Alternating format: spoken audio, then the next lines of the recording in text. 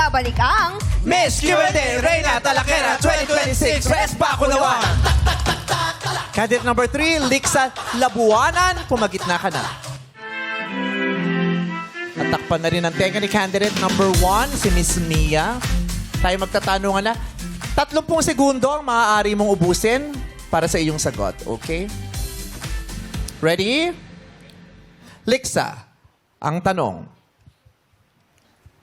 Kung makakahiram ka ng panahon, anong gusto mong makita sa nakaraan?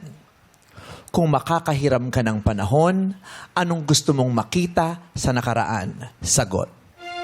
I believe na kung makakahiram ako ng panahon, ang gusto kong makita sa nakaraan ay yung pag-aaruga sa akin ng mamang at aking papang. Yun po ang aking lolo at lola. At proud na proud po ako na sila ang nagpalaki sa akin. Dahil kung sino at ano ako ngayon, ay utang ko po yun sa kanila. Kaya't gustong gusto ko na makita kung ano yung paghihirap nila, sakripisyo nila, kung ano at sino ako ngayon. And I thank you.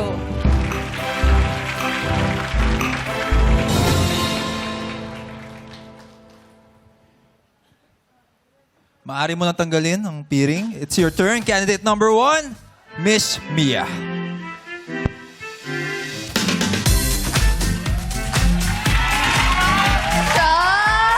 nyo nga siyang pinapalakpakan, naniniwala siyang ganda-ganda ang sagot niya kanina.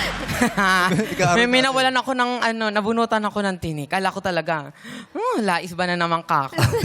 Pero thank you Ma'am Nicole kanina sa pag-uplift sa akin. Oh, let's see. Okay, eto pa.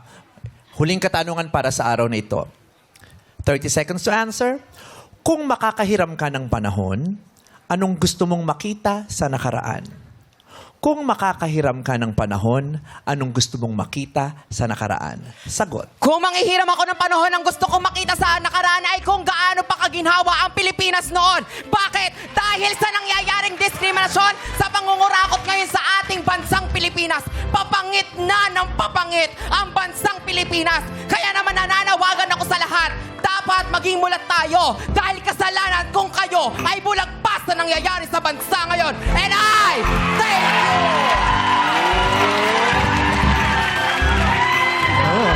Nakangiti ka ba?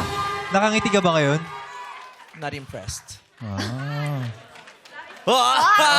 Happy siya ngayon. Hindi siya sumimangot. Umiirap siya. Pagkasagot niya, may irap siyang gano'n, no? Diba? Magaling. Confident. Magaling silang dalawa. Yes. May personal sinang pilang pinaghuhugutan. Diba? Pasok na pasok ang mga sagot. Ngayon, alamin naman natin kung anong say ni Jurado, Miss Nicole Cordovez. Wow, ladies! Amazing job. Lixa, you gave us something very personal. Touching siya. Pero I wish na stretch lang yung question further. Like baka may message ka sa kanila. Something more sentimental. Yung dagdagan pa natin ng deeper layer. Kasi feeling ko kayang-kaya mo witnessing the wit and intelligence that you have already shown us throughout the competition. Kaya mo pa talaga siya i-push to turn a talak into something na tumatatak. And then kay Miss Mia naman, girl, jaw drop talaga ako doon. Yung favorite part ko about you is, yung Gen Z queen ka, nakakatuwa ka, pero you showed us you're a very aware queen. And you were so fearless talaga. Talagang, go girl.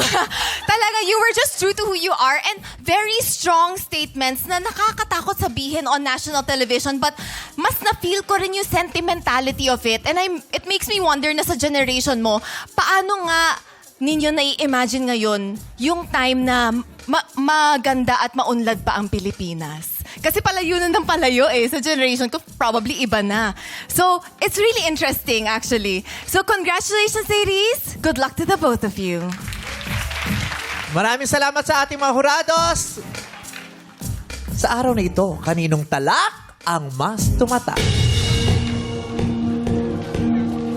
Our Miss Q&A Reina Talakera, Rest Box of the Day is candidate number...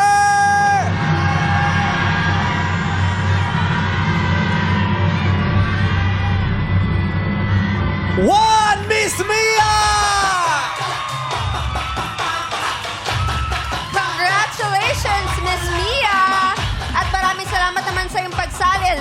makakatanggap ka naman ng 10,000 pesos.